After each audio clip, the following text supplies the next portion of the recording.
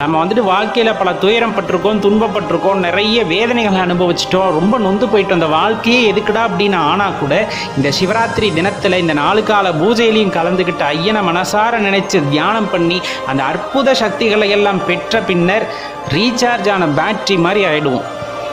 ரொம்ப எனர்ஜியாக இருக்கும். அதுக்கப்புறம் பார்த்திங்கன்னா எந்த தடைகள் வந்தாலும் சரி எல்லாத்தையுமே ஐயன் மேலே தூக்கி போட்டுட்டு பார்த்துக்கலாம் அப்படிங்கிற அந்த தன்மை வந்துடும்.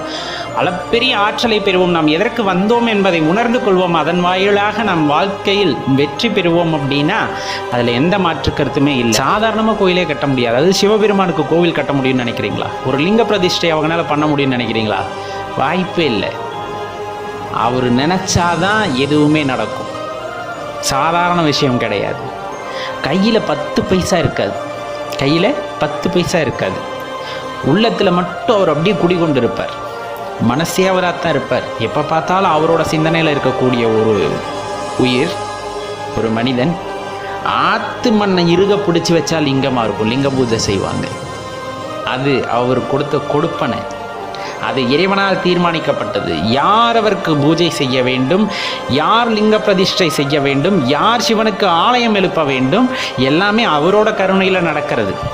அதே போல தான் நீங்கள் கோவில் கட்டுறது அதெல்லாம் தாண்டி சிவாலயத்தில் சென்று ஒரு வேலை செய்யணும் அப்படின்னா கூட அவரோட அனுமதி இல்லாமல் நம்மளால் செய்ய முடியாது. அவரோட அனுமதி இருக்கிற பட்சத்தில் தான் அங்கே நீங்கள் போய் உழவார பணி கூட செய்ய முடியும். அவர் இருக்கிற இடத்த மிதிக்கிறதே பெரிய விஷயம். அதை புனரமைக்கிறது அப்படின்னா அவ்வளவு சாதாரண விஷயம் இல்லை. அவரோட அனுமதி, அந்த இடத்த மிதிக்கணுன்னாவே அவரோட அனுமதி வேணும். அந்த இடத்த புனரமைச்சு பல்லாயிரம் பேர் அந்த இடத்துல கொண்டாந்து நிறுத்தணும் அப்படிங்கிறப்ப அந்த வேலையை செஞ்சவங்களுக்கு எவ்வளோ ஒரு பாக்கியம் இருந்திருக்கும் தெரியுங்களா?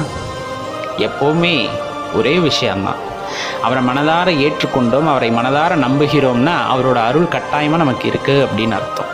உண்மை பொருளை தேடுகின்றோம் அப்படின்னு அர்த்தம். அந்த உண்மை பரம்பொருளை தேடும் பொழுது கட்டாயமாக அவருடைய அருள் எல்லாத்துக்கும் கிடைக்கணும்.